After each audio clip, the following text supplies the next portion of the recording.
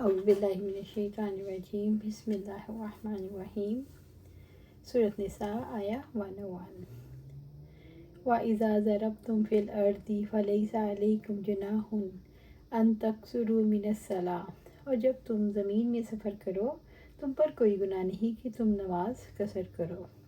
قصر سے مراد سفر میں 4 رکعت والی نماز کو کم کر کے 2 رکعت ادا کرنا۔ ابن عباس سے روایت ہے کہ نبی صلی اللہ علیہ وآلہ وسلم نے فرمایا، اللہ تعالیٰ نے تمہارے نبی صلی اللہ علیہ وآلہ وسلم کی زبان مبارک سے حضر میں 4 رکعتیں، سفر میں 2 رکعتیں اور خوف میں 1 رکعت فرمائی ہے۔ کیا قصر کرنا واجب ہے؟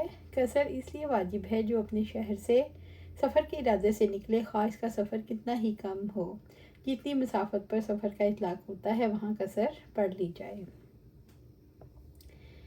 قصر نماز کی ابتدا شہری آبادی کے ختم ہونے کے بعد ادا کی جائے گی۔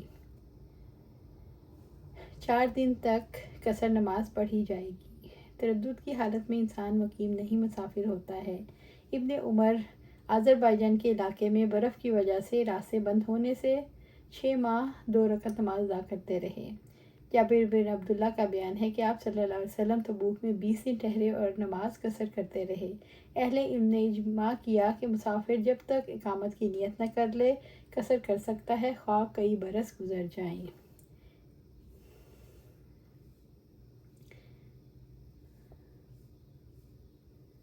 ان الکافرین کانوا لکم عدوا مبینا، بلا شبہ کافر تمہارے کھلے دشمن ہیں۔ قصر کی رخصت کی مشروعات میں حکمت اور مصلحت بیان کی گئی۔ اس آیت کریمہ میں وہ انتہائی مشقت بیان کی گئی جس کا قصر کی رخصت کے بارے میں تصور کیا جا سکتا ہے، اور وہ ہے سفر اور خوف کا اجتماع، اور اس سے یہ بات لازم نہیں آتی کہ اکیلے سفر میں قصر نہ کی جائے جو کہ مشقت کا باعث ہے۔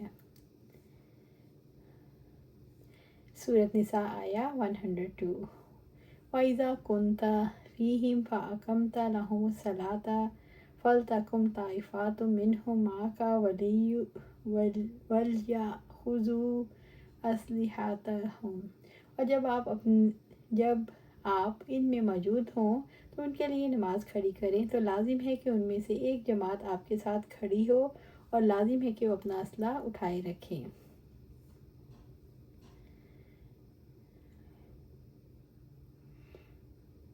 فَإِذَا سَجَدُوا فَلْيَكُونُوا مِنْ وَرَائِكُمْ وَلْتَأْتِ طَائِفَةٌ أُخْرَى لَمْ يُصَلُّوا فَلْيُصَلُّوا مَعَكَ وَلْيَأْخُذُوا حِذْرَهُمْ وَأَسْلِحَتَهُمْ، چنانچہ جب وہ سجدہ کر چکے تو لازم ہے وہ تمہارے پیچھے ہو جائیں، اور دوسرا گروہ جس نے ابھی نماز نہیں پڑھی بس لازم ہے کہ وہ آ کر آپ کے ساتھ نماز پڑھیں، اور لازم ہے اپنا سامان حفاظت اور اپنا اسلحہ اٹھائے رکھیں۔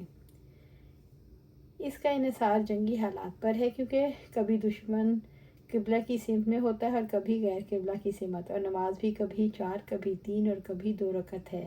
نبی صلی اللہ علیہ وسلم نے مختلف حالات میں مختلف طریقوں سے نماز پڑھائی۔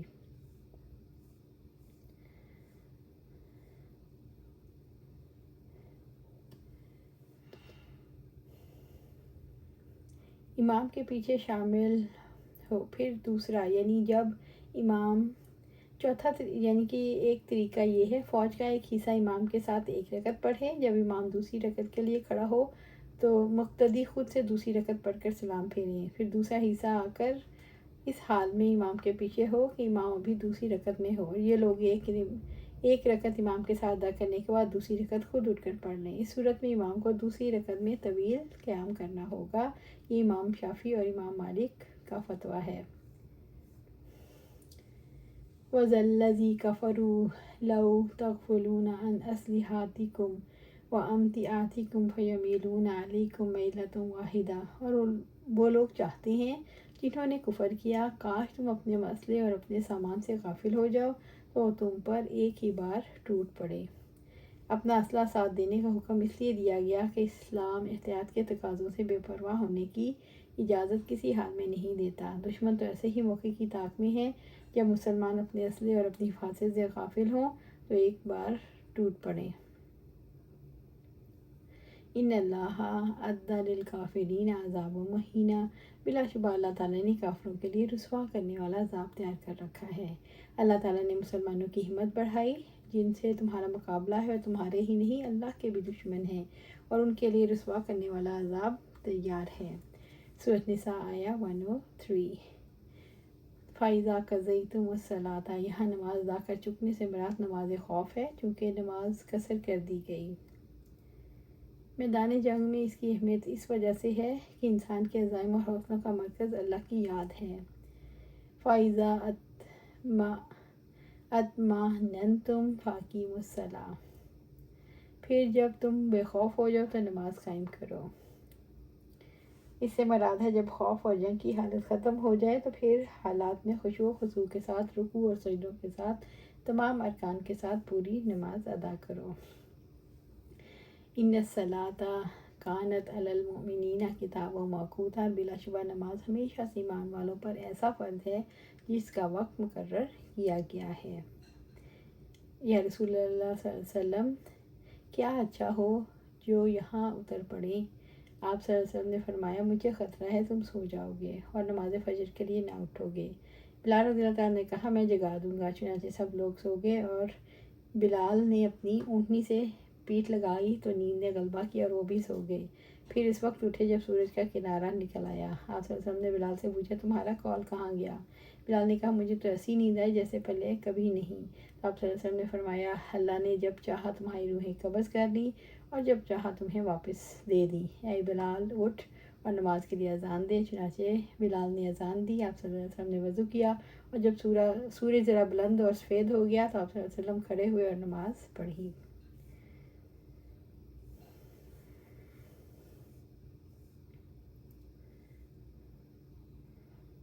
وقت کی پابندی نماز کی شرائط میں سے ہے۔ نماز کے اوقات وہی ہیں جو تمام مسلمانوں کے یہاں معروف ہیں اور جسے عالم اور جاہل سب جانتے ہیں۔ سورۃ نساء آیہ 104۔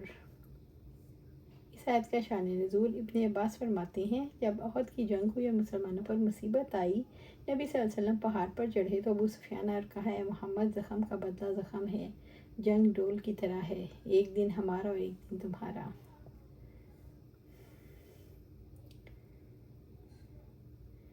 وَلَا تَهِنُوا فِي ابْتِغَاءِ الْقَوْمِ إِن تَكُونُوا تَعْلَمُونَ فَإِنَّهُمْ يَعْلَمُونَ كَمَا تَعْلَمُونَ، اور اس قوم کے تعاقب میں ہمت نہ ہارو، اگر تم تکلیف اٹھاتے ہو تو بلا شبہ وہ بھی تکلیف اٹھاتے ہیں جیسا کہ تم تکلیف اٹھاتے ہو۔ جہاد کا عمل جاری رکھنے کے لیے اس آیت میں کیسے ترغیب دی گئی؟ دشمنوں کے تعاقب میں کمزوری نہ دکھاؤ، اگر تم تکلیف اٹھا رہے ہو تو وہ بھی تکلیف اٹھا رہے ہیں۔ وَتَرْجُونَ مِنَ اللَّهِ مَا لَا يَرْجُونَ، اور تم اللہ سے وہ امید رکھتے ہو جو وہ امید نہیں رکھتے۔ یہ دونوں گروہوں کے درمیان برہان اور ان کے حسب حال ہے۔ تم اللہ سے امید رکھتے ہو، محمد صلی اللہ علیہ وسلم کے اصحاب زندگی، رزق، شہادت کی اور دنیا میں کامیابی کی امید رکھتے ہیں۔ جنگ تو تکلیف ہی ہے، لیکن تم جنت کی آرزو کے لیے ہو اور کافر کے سامنے اس کے دین باطل کے سوا کچھ بھی نہیں، لہذا تمہارے لیے کمزوری کا کوئی پہلو نہیں۔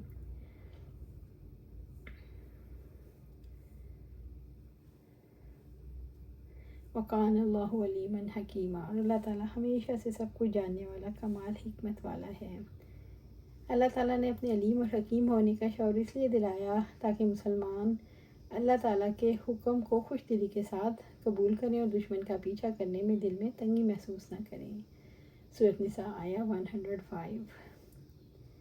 اس آیت کا شان نزول، ابن عباس رضی اللہ تعالیٰ عنہ اور قتادہ بن نعمان رضی اللہ عنہ سے روایت ہے۔ ان کا حاصل یہ ہے کہ رفاع رضی اللہ کی ذرا گم ہو گئی۔ اس چوری کا گمان توما بن عبیرک کی طرف تھا، جس کے بارے میں مشہور تھا، وہ صحابہ کرام کی ہجوں میں شعر لکھتا ہے اور مشہور کرتا ہے، یہ فلاں عرب شاعر کی ہیں۔ جب چور کو پتہ چلا اس کے خلاف رپورٹ ہو گئی تو اس نے جلدی سے زرہ ایک یہودی کے گھر پھینک دی اور اپنے خاندان کے لوگوں سے کہا کہ میں نے زرہ غائب کر دی ہے اور یہ اسی کے گھر سے برآمد ہوگی، تو آپ صلی اللہ علیہ وسلم کے پاس جاؤ اور کہو، ہمارا بھائی تو بے گناہ ہے اور فلاں چور ہے۔ اِنَّا أَنزَلْنَا إِلَيْكَ الْكِتَابَ بِالْحَقِّ، یقیناً ہم نے آپ کی طرف یہ کتاب حق کے ساتھ نازل کی ہے۔ حق کے ساتھ نازل کرنے سے مراد اس کتاب کو شیاطین کے وسوسوں سے محفوظ ہے۔ یہ کتاب حق کے ساتھ نازل ہوئی ہے۔ لِتَحْكُمْ بَيْنَ النَّاسِ بِمَا أَرَاكَ اللَّهُ، تاکہ آپ لوگوں کے درمیان اس کے مطابق فیصلہ کریں جو اللہ تعالیٰ نے آپ کو دکھایا۔